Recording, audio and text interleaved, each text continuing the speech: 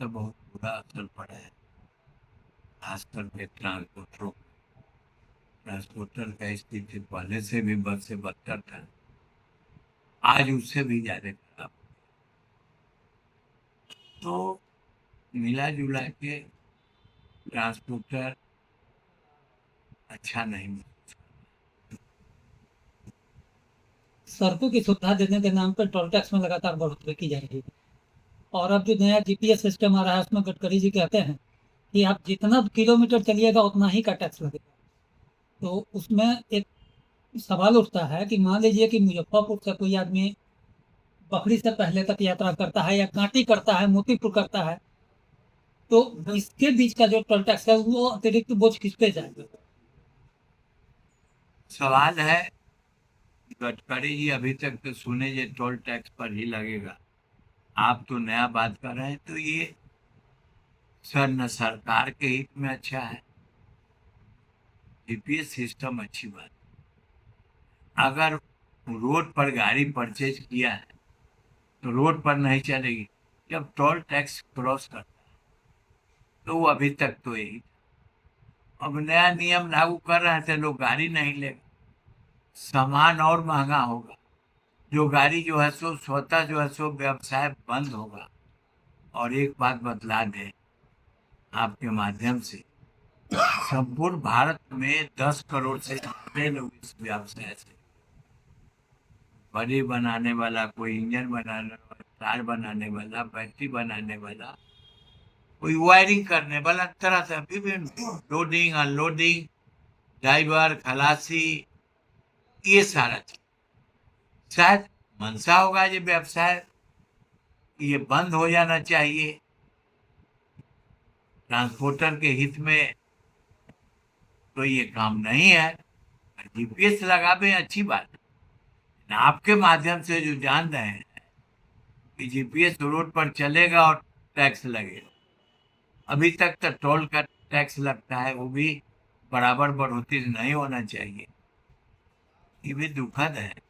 और ये तो आउट सुन के दुखद लगता है कि शायद विकास की बात नहीं, विनाश की बात नहीं। आप ट्रांसपोर्ट यूनियन के अध्यक्ष भी हैं। ईवी और इथेनॉल मिश्रित पेट्रोल है, उसके तरफ आखिर क्यों नहीं जा पा रहे हैं व्यवसायी? क्या क्या कठिनाइयां हैं उसमें?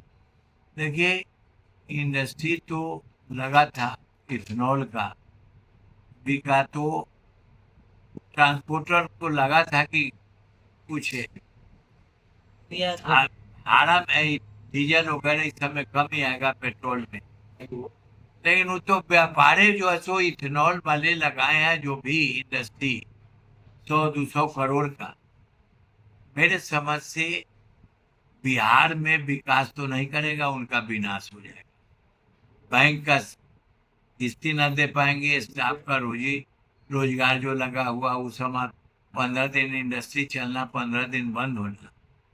उस समय तो हुआ था कि 100% जो आप प्रोडक्शन भी कीजिएगा हम ले लेंगे और उसका इस्तेमाल करेंगे। विपरीत हो रहा है। क्या पॉलिसी है सरकार का, वाईएस लोगों का हम नहीं कर सकते हैं, या सरकारी पॉलिसी के बारे में हम जानकारी नहीं है? आपके माध्यम से ऐसे भी बजट में भी देखे थे। हम जानना चाहते हैं कि ईवी गाड़ियों के लिए भी काफी कुछ केंद्र सरकार कर रही है, गडकरी जी भी कहते हैं।